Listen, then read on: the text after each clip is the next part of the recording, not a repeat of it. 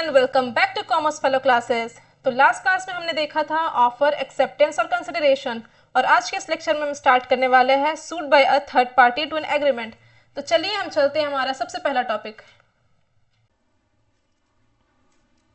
है suit by a third party to an agreement. इसका मतलब क्या होता है? देखिए, एक जनरल रूल है, ठीक है, कि only the parties to a contract can sue or to B sued, यानी जो लोग कॉन्ट्रैक्ट बनाते हैं सिर्फ वही केस कर सकते हैं, कोई भी थर्ड पार्टी केस नहीं कर सकता है। फॉर एग्जाम्पल, ठीक है, वो ए जो बी को कहता है कि मैं सी को 5000 रुपीज़ दूंगा।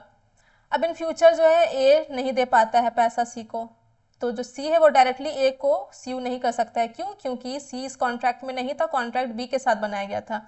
इसे ही हम प्रिविटी ऑफ कॉन्ट्रैक्ट भी कहते हैं। तो why third party can not sue? क्यों नहीं कर सकता थर्ड पार्टी केस? क्योंकि उसने कोई कंसिडरेशन नहीं दिया है और वो कॉन्ट्रैक्ट का पार्टी नहीं है। लेकिन इसका कुछ कुछ एक्सेप्शंस भी आते हैं, ठीक है, तो एक्सेप्शंस हम वन बाय वन देख लेते हैं। पहला आता है ट्रस्ट। ट्रस्ट में क्या होता है? जब कॉन्ट्रैक्ट एक ट्रस्ट क्रिएट करता है थर्ड पर्सन के फेवर में, तब थर्ड पार्टी जो है वो केस कर सकता है। फॉर एग्जाम्पल, ए ने अपनी प्रॉपर्टी बी को ट्रांसफर कर दी, ठीक है, ए ने अपनी प्रॉपर्टी जो है वो बी को ट्रांसफर कर दी, बट बी को बोला ये प्रॉपर्टी सी के बेनिफिट के लिए है, तो यहाँ पे सी क्या हो गया? बेनिफिशियरी हो गया, और बी क्या हो गया? बी यहाँ पे ट्रस्टी बन गया। तो अगर बी प्रॉपर्टी मिसयूज करता है तो सी जो है वो डायरेक्टली बी पे केस कर सकता है, यानी यहाँ पे थर्ड पार्टी केस कर सकता है। फिर आता है फैमिली सेटलमेंट, मैरिज एग्रीमेंट, ये सब आता है इसमें। तो क्या होता है ये? जब कॉन्ट्रैक्ट फैमिली बेनिफिट के लिए होता है तब फैमिली मेंबर केस कर सकता है। फॉर एग्जांपल, मान लीजिए आपके फादर और अंकल के बीच में एक एग्रीमेंट हुआ है। आपके अंकल ने कहा है कि जब तुम्हारी बेटी का शादी होगा तो मैं उसे 2 लाख रुपया दूंगा।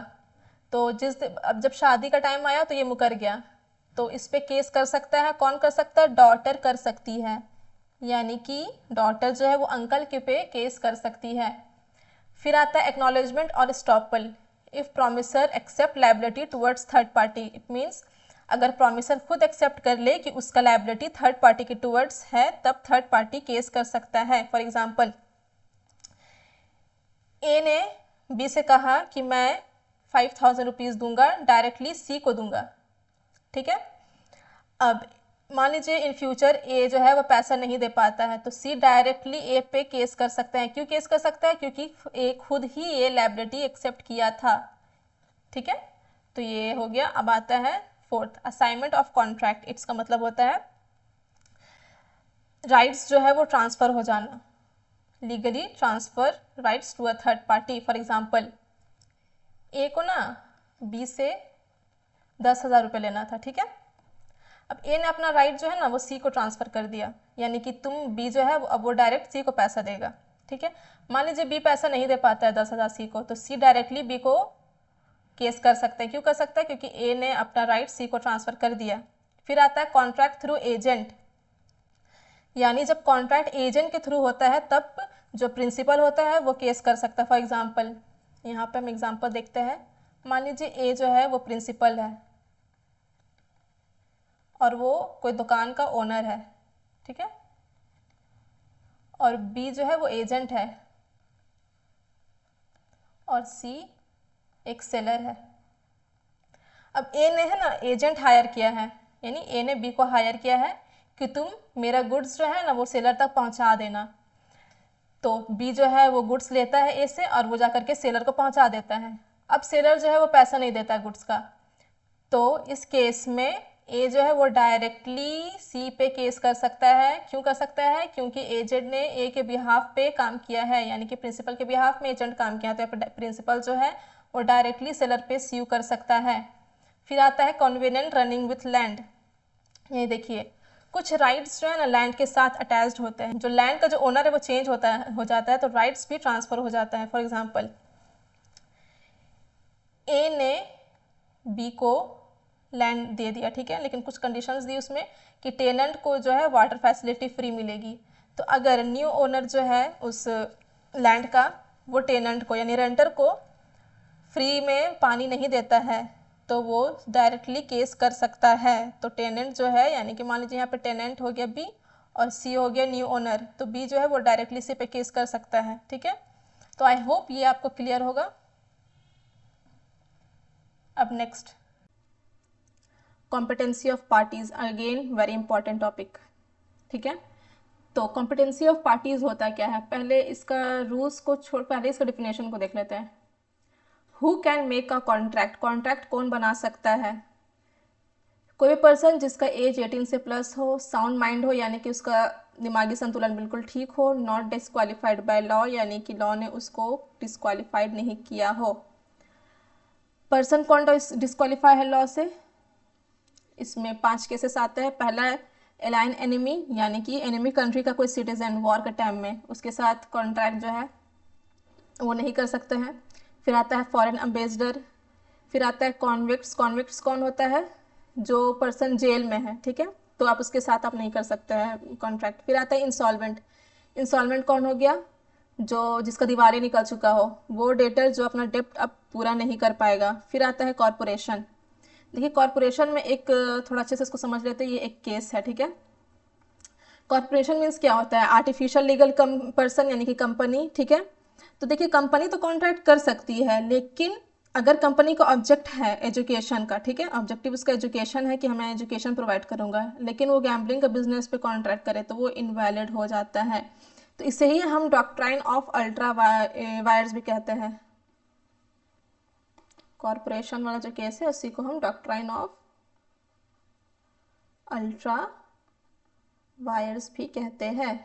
अब देखते हैं फ्री कॉन्सेंट। तो फ्री कॉन्सेंट को देखने से पहले हम देख लेते हैं कि कॉन्सेंट होता क्या है।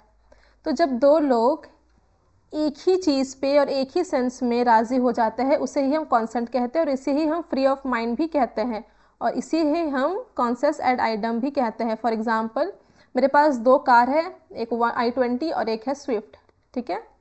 मैं अपना ना स्विफ्ट कार बेचना चाह रही हूँ, लेकिन जो सामने वाला आदमी है ना वो सोच रहा है कि मैं i20 बेचना चाह रही हूँ। तो यहाँ पे जो है कंसेंट जो है वो सेम सेंस में नहीं सोच रहा है। सेम सेंस कब होता है कि जब मैं स्विफ्ट बेचना चाह रही हूँ और जो सामने वाला आदमी वो भी समझ रहा है कि हाँ ये बंदा जो है स्विफ्ट ही बेचना चाह रहा है, तो ही ये कंसेंट होता है, यानी मीटिंग ऑफ माइंड। तो अब देख लेते हैं कि फ्री कंसेंट, फ्री कंसेंट क्या होता है, जब both parties agreed willingly without any pressure, force और चीटिंग, यानी कि जब कॉन्ट्रैक्ट कर रहे हैं तो जो दोनों बंदा है वो बिना किसी प्रेशर का, बिना किसी चीटिंग और फोर्स या बिना किसी मिस्टेक का कॉन्ट्रैक्ट बना रहा हो, तो ही उसे हम फ्री कंसेंट कहते हैं। तो जब कंसेंट जो है वो फ्री होता है तो ही कॉन्ट्रैक्ट वैलिड होता है। जहाँ पे कंसेंट इज़ नॉट फ्री तो कॉन्ट्रैक्ट इज़ नॉट वैलिड। और कंसेंट कब फ्री नहीं होता है, तो इन सब केसेस में कंसेंट फ्री नहीं होता है, coercion, undue influence, fraud, misrepresentation और मिस्टेक। तो इसे हम वन बाय वन आगे देखते हुए चलेंगे। When consent is not free, again it is very important topic, जितना स्टार मार्क कर सकते हो कर लो अपने तरफ से भी। Free consent is absent if it is caused, कब कॉन्सेंट फ्री नहीं होता है, पहला केस है कोर्जन। कोर्जन मतलब क्या होता है, कोर्जन मतलब होता है किसी को थ्रेट या फोर्स से कॉन्ट्रैक्ट साइन करवाना। जैसे ए जो है वो बी को कहता है ज़बरदस्ती कि तुम कॉन्ट्रैक्ट पे साइन करो ही नहीं तो मैं तुम्हें जान से मार दूंगा। तो यहाँ पे क्या हो गया, कॉन्सेंट तो फ्री नहीं है, वो तो प्रेशर में है, किसी दबाव में है, तो ये फ्री कॉन्सेंट में नहीं आता है। फिर आता है undue influence, when one person misuse his power और पोजीशन ओवर अदर, जब कोई एक पर्सन अपना पावर का मिसयूज करता है। जैसे कोई टीचर स्टूडेंट को कहती है कोई अनफेयर एग्रीमेंट पे तुम साइन करो ही, तो ये क्या हो गया, अनड्यू इन्फ्लुएंस, जो टीचर जो है वो अपना पावर का मिसयूज कर रही है।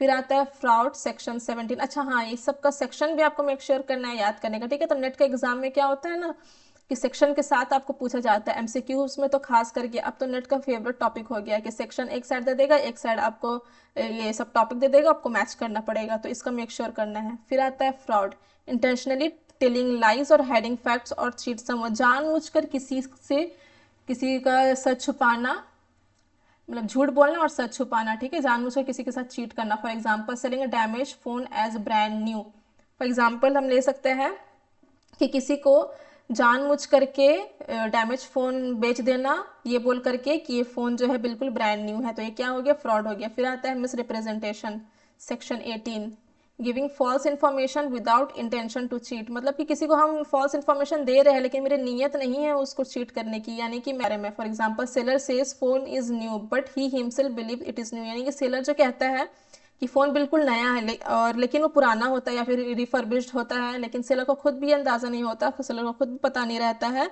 कि ये फ़ोन जो है वो रिफर्बिश्ड है। तो ये क्या हो गया, मिस रिप्रेजेंटेशन। फिर आता है मिस्टेक, सेक्शन 20 और 22, wrong belief about an important fact, यानी दोनों पार्टीज को कोई फैक्ट्स के लेकर के कोई रॉन्ग बिलीफ या मिस्टेक हो, जैसे कि दोनों पार्टी सोच रहे हैं कि गुड्स जो है वो एग्जिस्ट कर रहा है लेकिन वो गुड्स जो है वो डिस्ट्रॉय हो चुका है। फॉर एग्जांपल कि सेलर जो है वो अपना गुड्स बायर के यहाँ डिलीवरी के लिए भेज चुका है, अब रास्ते में ट्रक की एक्सीडेंट हो जाती है तो सेलर को पता नहीं है कि ट्रक एक्सीडेंट हो गया, तो ये दोनों सोच रहे हैं कि सामान तो बिल्कुल सही है लेकिन बीच का जो रास्ते में है वो तो सामान डिस्ट्रॉय हो चुका है, तो दोनों में से किसी किस में गलती होती नहीं है। अब नेक्स्ट देख लेते हैं void agreement and illegal agreement, again important है बहुत ज़्यादा। तो पहले इसका डिफिनेशन देख लेते हैं। वॉइड एग्रीमेंट क्या होता है, an agreement which is not enforceable by law, जो लॉ से इन्फोर्स नहीं किया गया है। It has no legal effect from the beginning और बिकम वॉइड लेटर, यानी कि शुरू से ही वो इफेक्ट में नहीं था या फिर बाद में वो वॉइड हो चुका। फॉर एग्जांपल हम ले सकते हैं किसी माइनर के साथ एग्रीमेंट करना, तो वो तो शुरू से ही वॉइड के सेक्टर में है, ठीक है, तो वो वॉइड एग्रीमेंट हो गया। फिर आता है illegal agreement, an illegal agreement is an agreement which is against law और फॉरबिडन बाय लॉ, यानी कि लॉ ने उसे मना तो किया है और फॉरबिडन भी किया है और इस पे अगर आप करते हैं तो उस पर आपको पनिशमेंट भी मिलेगी। फॉर एग्जांपल हम ले सकते हैं गुड्स की स्मगलिंग करना, कोई इलीगल सामान को बेचना जैसे कि ड्रग्स वगैरह हो गया, ये सब जो क्या इसमें किस में आ गया है आपका इलीगल एग्रीमेंट में आ गया। अब देख लेते हैं कि इलीगल एग्रीमेंट होता क्या है, क्या क्या आता है इसमें। पहले देखते हैं वॉइड एग्रीमेंट। वॉइड एग्रीमेंट क्या क्या हो गया, रिस्ट्रेन ऑफ मैरिज, किसी को शादी से रोकना, रिस्ट्रेन ऑफ ट्रेड, किसी को कोई बिजनेस या कमर्शियल पर्पस के लिए जो अपना बिजनेस कर रहा है उसको रोकना, रिस्ट्रेन ऑफ लीगल प्रोसीजर, को लीगल प्रोसीजर के लिए किसी को रोकना, वैगरिंग बेटिंग यानी कि सट्टेबाजी, सट्टेबाजी जो है वो भी हो गया वॉइड एग्रीमेंट। फिर आता है अनसर्टेन मीनिंग, तो ये सब जो है पॉइंट्स है, इसको याद कर लीजिए, कुछ 5 पॉइंट है वो वॉइड एग्रीमेंट में आता है। अब इलीगल एग्रीमेंट, क्राइम जो फॉरबिडन है लॉ की तरफ से, कोलैटरल ट्रांजैक्शन और also void, agreement to smuggle goods, agreement to cheat और रिफ्रॉड, ये सब जो है स्मगल गुड्स तो मैंने पहले भी आपको बता दिया था, तो ये सब जो है इलीगल एग्रीमेंट्स में आता है। यहाँ पे एक बहुत इंपॉर्टेंट सेंटेंस आ चुका है, इसको मेक श्योर करें, अच्छे से याद करें, ये आपका नेट के एग्जाम में पूछ सकते हैं, किस तरह से मैं बता दूँ, असर्शन रीजनिंग में पूछ सकते हैं, स्टेटमेंट वाइज पूछ सकते हैं। All illegal agreement are void but not all void agreements are illegal, यानी कि इलीगल एग्रीमेंट जो है वो सब तो वॉइड होता है लेकिन सारा वॉइड एग्रीमेंट इलीगल नहीं होता है, वाइस वर्सा नहीं होता यहाँ पे, ठीक है। आई होप यहाँ तक आपको क्लियर है। डिस्चार्ज एंड परफॉर्मेंस, पहले इसका हम कुछ डिफिनेशन देख लेते हैं। ये performance of contract, performance of contract क्या होता है। Performance of contracts means doing what you promise to do in the contract. When both parties fulfill their promises, the contract is said to be performed. यानी जो promise किया वो कर दिया, ठीक है, दोनों पार्टीज अपना अपना काम को फुलफिल कर चुके हैं और उस कॉन्ट्रैक्ट को परफॉर्म कहते हैं जब दोनों पार्टीज ने अपना अपना काम पूरा कर लिया है। फॉर एग्जाम्पल ए प्रॉमिस करता है बी को कि मैं अपना बुक बेचूंगा कितने में, 200 में। अब ए जो है वो बुक बेच चुका है, बी जो है ₹200 उसको दे चुका है, ये कॉन्ट्रैक्ट जो है पूरा परफॉर्म हो चुका है, तो इसे ही परफॉर्मेंस ऑफ कॉन्ट्रैक्ट कहते हैं। इसके कुछ टाइप्स है, आइए इसे देख लेते हैं।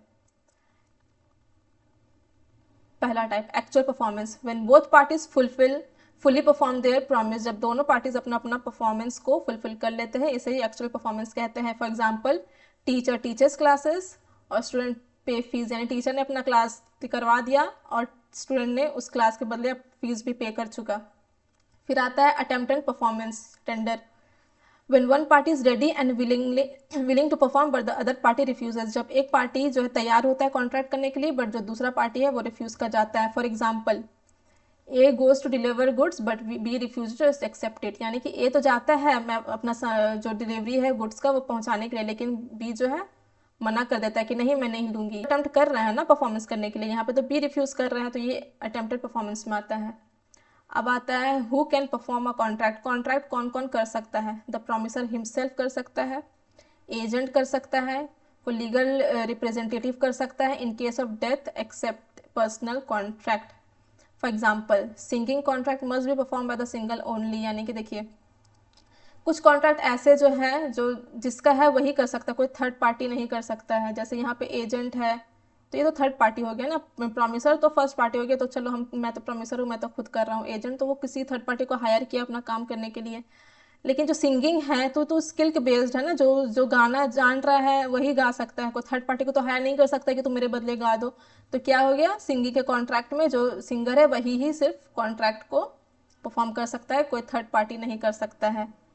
और legal representative in case of death, यानी कि जो मर चुका है तो उसके बदले कोई दूसरा नहीं कर सकता है। ठीक है, फिर आता है इम्पॉसिबिलिटी ऑफ परफॉर्मेंस। परफॉर्मेंस कब इम्पॉसिबल हो जाते हैं? सेक्शन 56 सेक्शन को याद कर लीजिएगा। इनिशियल इम्पॉसिबल, यानी कि वो जो परफॉर्मेंस है शुरू से ही, वो बिगनिंग से ही इम्पॉसिबल है, उसको करना ही इम्पॉसिबल ही है उसको करना। ठीक है, कॉन्ट्रैक्ट अब इनिशियो, यानी वही वाला केस आ गया आपका माइनर वाला केस। एक और, लेकिन इसमें दूसरा एग्जाम्पल है कि एग्जाम्पल भी देख लेते हैं। ए जो है एग्री करता है find treasure on the moon, यानी कि मून में जा करके मैं खजाना ढूंढूंगा, तो ये तो बिल्कुल इम्पॉसिबल है। वो जो बात हो गई, क्या नाम है इसका, मैं तुम्हारे लिए चांद तारे तोड़ के ला सकता हूँ, है ना, तो ये सब सिर्फ और सिर्फ बातें ही है, ये कॉन्ट्रैक्ट में वैलिड नहीं है, कॉन्ट्रैक्ट तक इसको लाने की कोशिश ना करे। फिर आता है supervening impossibility.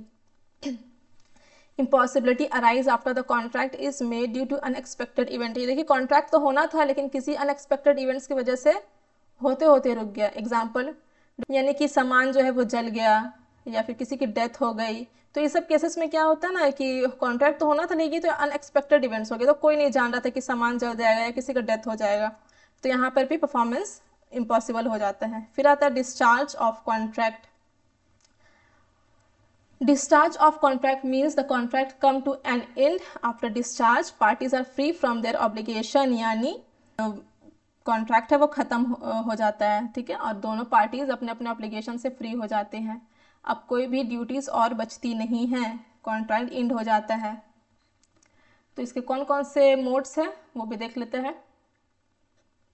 Discharge by performance, when both parties perform their promises, यानी दोनों पार्टी ने अपना अपना प्रॉमिस को फुलफिल कर दिया है, गुड डिलीवर भी हो चुके हैं और पेमेंट भी मिल चुकी है, तो ये कॉन्ट्रैक्ट बिल्कुल एंड हो गया है। फिर आता है डिस्चार्ज बाय म्यूचुअल एग्रीमेंट। जब म्यूचुअल एग्रीमेंट से जो है डिस्चार्ज हो, इसमें कुछ टाइप्स। नोवेशन क्या होता है, ओल्ड कॉन्ट्रैक्ट जो है वो कैंसिल हो गया है और न्यू कॉन्ट्रैक्ट बन गया है, तो जो पहले वाला कॉन्ट्रैक्ट था वो तो डिस्चार्ज हो गया। फिर आता है रेसेशन, यानी कॉन्ट्रैक्ट को कंप्लीटली कैंसिल ही कर दिया, तो वो तो ऐसे भी डिस्चार्ज हो गया। फिर आता है अल्टरेशन। अल्टरेशंस में क्या होता है, कॉन्ट्रैक्ट का टर्म चेंज कर देता है, यानी कि डिलीवरी डेट 1 मार्च थी, अब चेंज करके 15 मार्च कर दिया, तो पहले वाला जो था टाइम वो तो डिस्चार्ज हो गया। फिर आता है अब आता है रेमिशन। रेमिशन का मतलब होता है लेसर परफॉर्मेंस एक्सेप्ट कर लेना। फॉर एग्जाम्पल, ए जो है वो बी को 1,000 रुपये देना था, ठीक है, लेकिन किसी भी फाइनेंशियल कंडीशन से वो नहीं दे पा रहा है, तो ए जो है बी जो है कहता है कि ठीक है भाई तुम चलो 1,000 नहीं दे पा रहे हो, कम से कम 800 ही दे दो, तो बी जो है वो उसका 200 रुपीज़ माफ़ कर देता है, तो इसे ही रेमिशन कहते हैं। फिर आता है वेवर। वेवर मतलब होता है अपना राइट को गिव अप कर देना। फॉर एग्जाम्पल, यूनिवर्सिटी में जो है कोई स्टूडेंट है, मान लीजिए ए, इसका फाइनेंशियल कंडीशन अच्छा नहीं है, तो यूनिवर्सिटी कहता है कि भाई तुम्हारा फाइनेंशियल कंडीशन अच्छा नहीं है, तो तुम्हें रजिस्ट्रेशन फीस को पे करने की ज़रूरत नहीं है, तो यहाँ पे यूनिवर्सिटी अपना राइट्स को गिव अप कर देता है। फिर आता है discharge bye impossibility of performance. तो व्हेन परफॉर्मेंस बिकम इम्पॉसिबल, जब परफॉर्मेंस करना ही इम्पॉसिबल हो जाए, वही एग्जाम्पल हो गया, गुड डिस्ट्रॉय हो गया, सिंगर जो है वो उसका मान लीजिए डेथ हो गया, तो फिर वो जो कॉन्ट्रैक्ट है वो ऑटोमेटिकली ही एंड हो जाती है। फिर आता है discharge bye lapse of time, यानी कि जो टाइम था उस टाइम में कॉन्ट्रैक्ट हुआ नहीं, अब टाइम जो है वो ख़त्म हो चुका है, तो वो अब हो नहीं सकता, तो ये डिस्चार्ज हो गया। फिर आता है discharge bye operation of law. इसमें ना लॉ खुद ही मना कर देती है, डिस्चार्ज कर देती है due to some reason. Death of a party, किसी पार्टी की डेथ हो गई दोनों पार्टी में से। इंसॉल्वेंसी, यानी कि दिवालिया निकल गया एक पार्टी का या दोनों पार्टी का। Merger of rights, unauthorise alteration, कोई अल्टरेशन हो गया बिना एक पार्टी को इन्फॉर्म किए हुए, तो इसमें क्या होता है, डिस्चार्ज जो है वो लॉ के थ्रू ही, जो कॉन्ट्रैक्ट जो है वो लॉ के थ्रू ही डिस्चार्ज होता है। फिर आता है discharge by breach of contract when one party fails or refuse to perform the contract, जब एक पार्टी कॉन्ट्रैक्ट करने से मना कर देता है या फेल हो जाता है कॉन्ट्रैक्ट करने से। इसमें टाइप्स आता है एक्चुअल ब्रीच, यानी जब परफॉर्मेंस के टाइम पर पार्टी प्रॉमिस फुलफिल नहीं कर पाती है। फॉर एग्जांपल, ए प्रॉमिस करता है कि मैं 1 जून को तुम्हारा जो गुड्स है वो डिलीवर कर दूंगा, लेकिन एग्जैक्ट 1 जून को ही वो मना कर देता है कि नहीं मैं डिलीवर नहीं कर पाऊंगा, तो वो एक्चुअल ब्रीच हो गया। ब्रीच का मतलब ही ये होता है कि कॉन्ट्रैक्ट टूट जाना, ठीक है। फिर आता है एंटिसिपेटरी ब्रीच, जब परफॉर्मेंस जो है ना एंटिसिपेटरी ब्रीच होता है when a party refuses before due date, यानी जब परफॉर्मेंस डेट से पहले ही पार्टी का रिफ्यूज कर दे। फॉर एग्जांपल, ए प्रॉमिस करता है कि मैं तुम्हें गुड्स दूंगा, डिलीवर करूंगा 1 जून को। अब जो है ए 20 मई को ही रिफ्यूज़ कर देता है कि नहीं मैं तुम्हें 1 जून को नहीं दे पाऊंगा, मैं अभी पहले ही इसके लिए रिफ्यूज़ कर दे रहा हूँ। तो ये हो जाता है परफॉर्मेंस, यानी पहले से ही रिफ्यूज़ कर देता है, और एक्चुअल परफॉर्मेंस मतलब एट द डेट, यानी एकदम एन मौके पे मना करता है, ठीक है। तो आई होप यहाँ तक आपको क्लियर होगा। तो आज के लिए इतना ही रखते हैं, नेक्स्ट क्लास में हम देखेंगे आगे का पार्ट, और हम कुछ एमसीक्यूज़ कर लेते हैं। जितना हमने आज पढ़ा है उन सब के बेसिस में 5 मोस्ट इंपॉर्टेंट एमसीक्यूज़ है, तो आप इसे रीड करिएगा और जो आंसर आपको समझ में आए कमेंट सेक्शन में ज़रूर बताइएगा। तो मैं आपको ये दिखा दे रही हूँ कौन कौन सा है, 1 बाय 1।